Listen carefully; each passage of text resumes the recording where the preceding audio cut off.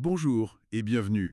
Aujourd'hui, on fait une analyse approfondie d'un rapport vraiment essentiel de la Geneva Learning Foundation.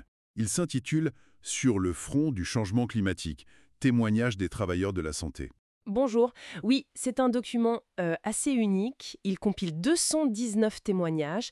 Ils viennent de 122 professionnels de santé, principalement en Afrique, en Asie et aussi en Amérique latine. D'accord. Et tout ça, c'est basé sur plus de 1200 observations qui ont été partagées lors d'un événement en juillet 2023.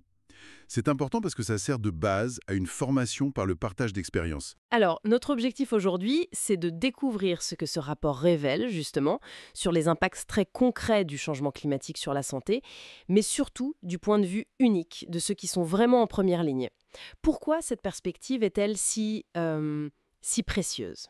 Ce qui est frappant, c'est que ce rapport, il donne la parole directement aux travailleurs de santé locaux.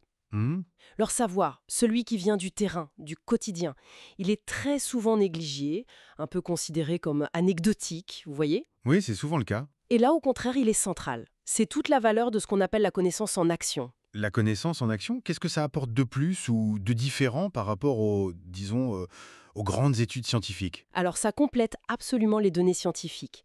Ces expériences vécues, elles montrent les impacts réels, les réalités locales qui sont souvent très complexes, des choses qui sont souvent absentes des approches très globales, très top-down. D'accord. Ça aide en fait à combler le fossé entre les directives générales qui sont nécessaires, bien sûr, et la pratique sur le terrain, au niveau local. Et le rapport partage des observations qui sont décrites comme directes et même poignantes. Vous auriez peut-être un exemple ou deux pour illustrer ça. Oui, bien sûr. Par exemple, il y a le témoignage de Bieliliane Bando au Cameroun. Elle décrit une inondation meurtrière, vraiment soudaine. Ou alors Yapoulos Bamba en Guinée, qui fait un lien très direct entre la dégradation de l'environnement, la coupe des arbres près de chez elle, et l'augmentation des cas de paludisme. C'est très concret, ça. Tout à fait. Et puis Alassane Kenneth Mohamed au Ghana qui explique simplement la difficulté d'accès aux soins pendant la saison des pluies parce que les routes deviennent impraticables. Voilà, ce sont des réalités du quotidien. Et est-ce que, au-delà de ces impacts, disons, plus attendus, est-ce qu'il y a des constats un peu plus surprenants qui émergent de ces témoignages? Ah oui, et c'est ça aussi qui est intéressant.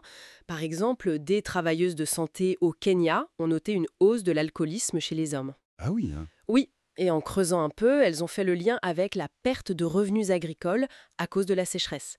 Et le stress énorme que ça engendre, évidemment. D'accord. Un impact indirect, social. Exactement. Un impact social que les études plus larges, plus quantitatives risquent de manquer parfois. Et comment le rapport fait-il pour organiser un peu toute cette richesse d'informations, tous ces témoignages? Alors, il y a une organisation par grands thèmes, pour que ce soit plus clair.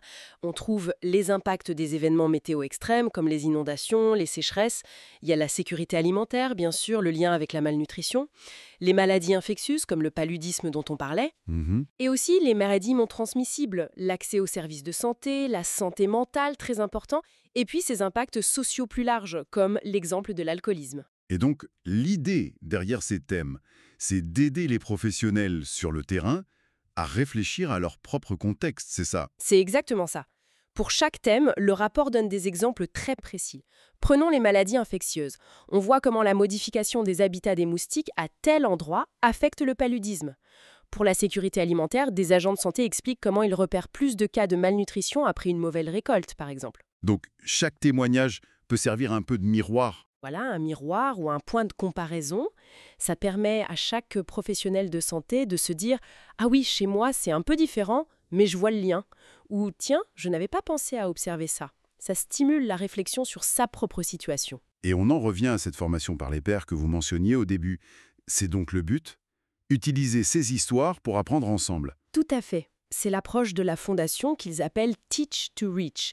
Elle utilise ces expériences partagées comme point de départ. Via des plateformes numériques souvent très simples d'accès, les travailleurs de santé peuvent échanger sur les problèmes, oui, mais surtout sur les solutions qu'ils inventent. Ah, donc on parle aussi de solutions locales? Oui, c'est crucial. Des solutions souvent trouvées avec peu de moyens. C'est un apprentissage mutuel, très horizontal, entre pairs.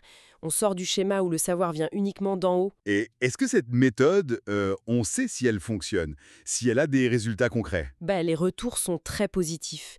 Il semble que partager ces expériences, ces solutions locales adaptées, ça peut vraiment accélérer l'adoption de nouvelles stratégies sur le terrain, parfois même plus rapidement que par les formations plus classiques, plus descendantes.